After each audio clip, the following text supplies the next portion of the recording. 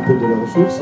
Monsieur le directeur, merci beaucoup pour cette organisation ici des 21e rencontres de l'Orne. Vous le voyez, la ministre avait évidemment souhaité être présente aujourd'hui dans ces 2 jours, tant le numérique en ce moment structure un grand nombre de politiques et d'actions pour faire entrer l'école à l'ère du numérique. On l'a vu au cours des 2 journées de la refondation qui se sont tenues il y a un mois. Les contraintes de son agenda ont fait qu'elle n'a pu être là, mais il était pour moi indispensable de pouvoir la représenter et d'être parmi nous ici. Je suis ravi d'avoir entendu les propos des élus qui ont si bien évoqué ce qu'est le service public du numérique éducatif, avec des politiques d'investissement, avec des politiques de partenariat, avec une co-construction sur des services numériques, au travers des ENT, au travers de relations qui sont ici avec les services académiques, avec Canopé, un opérateur dont je vais parler tout à l'heure avec Jean-Marc à 14h. En tout cas, l'illustration de ce service public du numérique éducatif voulu dans la loi de 2013, il est là. Et c'est bien parce que ce dialogue entre des collectivités territoriales qui investissent, qui travaillent sur des projets pédagogiques, qui remontent des équipes pédagogiques, des chefs d'établissement, de politique académique et de politique nationale, c'est tout ça qui prend forme. Ça prend forme et ça s'illustre aujourd'hui dans des lieux, des événements qui sont absolument indispensables pour que l'écosystème de l'édition, l'écosystème des entreprises qui sont présentes ici aux rencontres de l'Orne, des enseignants, on a même vu des enfants aussi. Tout ça circule. Et ces lieux, c'est très important que ça ait lieu aussi à Marseille. On connaît tous le salon Educatech Educatis qui se tient à Paris. On est ici dans l'événement dédié au numérique le plus important en région. Il est là, il se situe à un très bon moment. On est presque à la veille des examens. Je pense que les examens et les concours auront lieu cette année au mois de juin encore. Il a lieu maintenant, c'est un beau moment de rencontre. Vous disiez, monsieur le directeur, tout à l'heure, vous parliez de politique d'innovation. Alors l'innovation, c'est vrai, elle est là à tous les moments, des innovations de rupture. Alors vous illustriez ça avec le smartphone, des innovations de services également.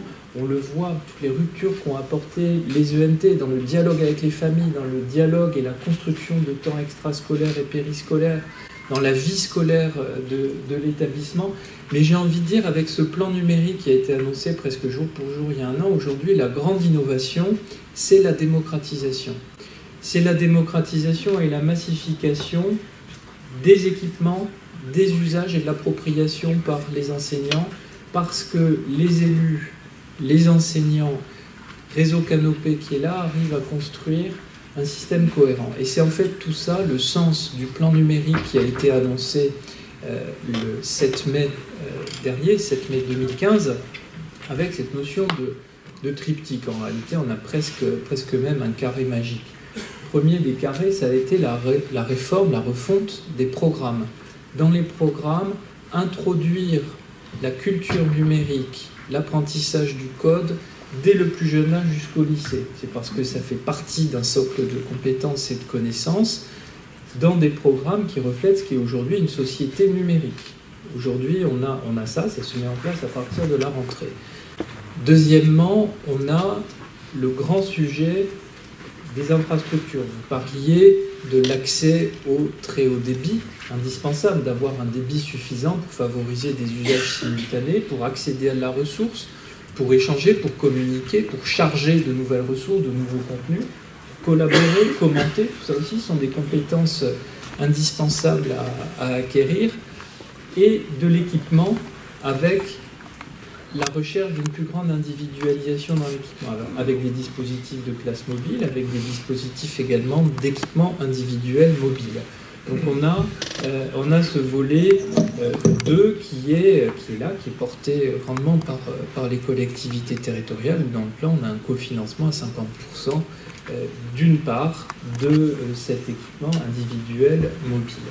Mais surtout, et c'est là où l'ensemble des opérateurs du ministère, Canopé, le ministère, la DNE, les services académiques, travaillent sur 2 chantiers fondamentaux. Et là, je dirais, vis-à-vis des élus, c'est une part de la promesse ou de la contrepartie de cet investissement financier considérable qui est fait cette année et pour les années à venir, c'est la formation des enseignants et c'est la mise à disposition et un accès facilité à des ressources numériques qui permettent de faire vivre ces cycles, ce cycle 3 dont vous parliez tout à l'heure, ce cycle 3 qui va articuler, créer la jonction entre le CM2 et la 6e, et le numérique qui est pensé comme un outil de continuité, de partage et de collaboration entre les enseignants du CM2 et de la 6e, je pense qu'on va pouvoir vivre des expériences extraordinaires et facilitatrices pour réussir le cycle 3.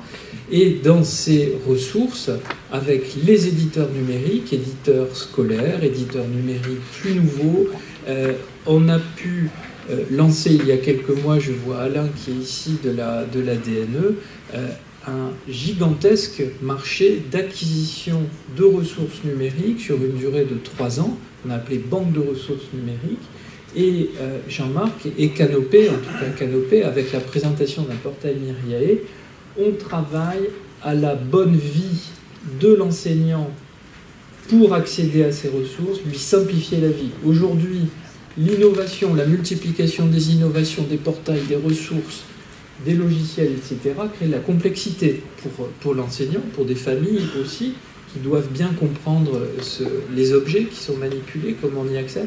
Donc aujourd'hui, j'ai envie de dire, avec Canopé, parce que Canopé est véritablement un opérateur qui est capable de penser et de construire des plateformes, on vise à plus de simplicité. Accéder à de la ressource, utiliser, partager la ressource, la commenter. Il y a un réseau social des enseignants qui s'appelle ViaEduc, qui est aussi un outil fondamental à ce service. Et puis, former. Alors, former, on a cité les SP, les écoles supérieures du professorat tout à l'heure, mais il y a aussi notre outil dans la maison qui s'appelle Magistère, qui est l'outil de e-learning des enseignants. Il y a près de 250 000 enseignants aujourd'hui qui sont inscrits à des modules de e-learning. Et tout ça, voilà, quand je parle de démocratisation, de massification, voilà quelques données qui sont importantes pour faire réussir ce plan numérique où à la rentrée on va dépasser vraisemblablement plus du quart des collèges de France qui mettent les 2 pieds dans ce plan numérique, avec la certitude pour les élus qu'on aura des enseignants formés, qu'il y aura des ressources adéquates au nouveau programme, qu'il y aura cet équipement qui permettra un usage facilité, simple et surtout sécurisé. La sécurité et la confiance numérique sont des axes importants de ce programme. Voilà ce qui est en train d'être construit grâce à vous et je vous souhaite deux belles journées pour découvrir ces innovations et toutes ces articulations.